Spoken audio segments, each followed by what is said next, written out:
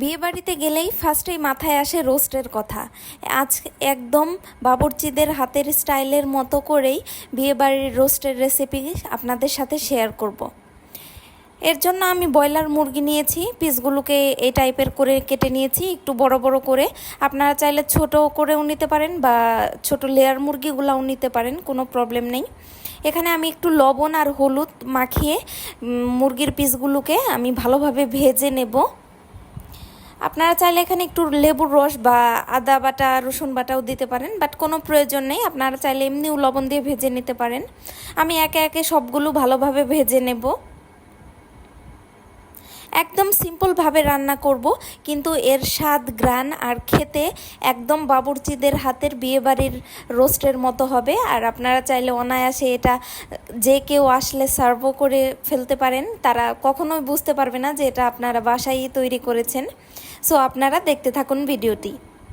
এখানে আমি সবগুলো মাংসের পিস ভালোভাবে ভেজে নিচ্ছি।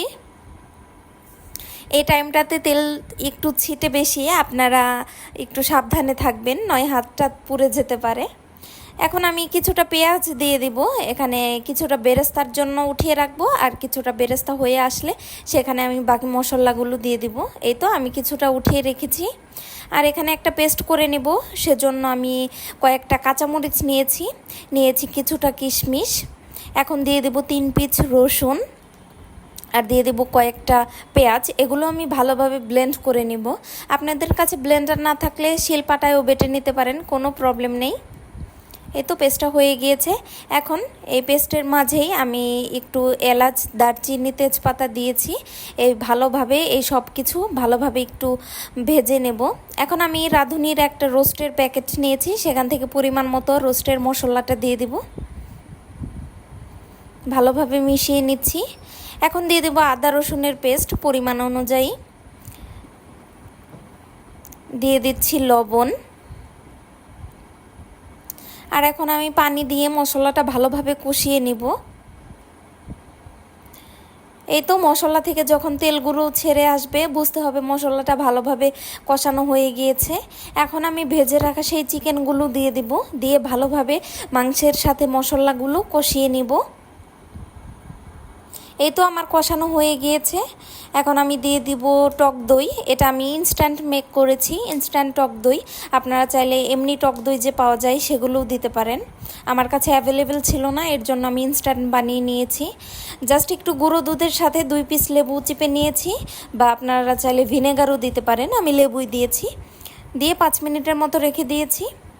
এই তো আমার রোস্টটা প্রায় শেষের দিকেই। এখন আমি চিনি দিয়ে দেব মিষ্টির জন্য।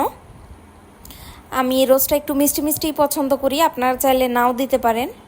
আর এখন এই পর্যায়ে আমি কিছুটা গুঁড়ো দুধ দিয়ে দিচ্ছি, এতে কনসিস্টেন্সিটা ভালো হয়, সাথে টেস্টটাও ভালো আসে, একটা ক্রিমি ফ্লেভারও আসে। এই তো আমি আর কিছুক্ষণ জাল করে নিয়ে ঝোলটা একটু ঘন করে নিব।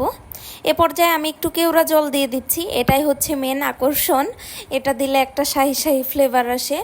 আর কিছুটা বেরেস্তা নিয়ে আমি হাতে একটু মুচড়ে দিয়ে দিলাম, ভেঙে দিয়ে দিলাম।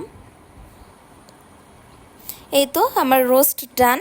আমি নামানোর পর বাকি পেঁয়াজের বেরেস্তাটাও দিয়ে দিলাম। এই তো here is the final look of my roast. আর এক কথায় যদি বলি, this is the best roast. এটা অনেক মজা হয়েছে, আপনারা একবার হলেও ট্রাই করবেন।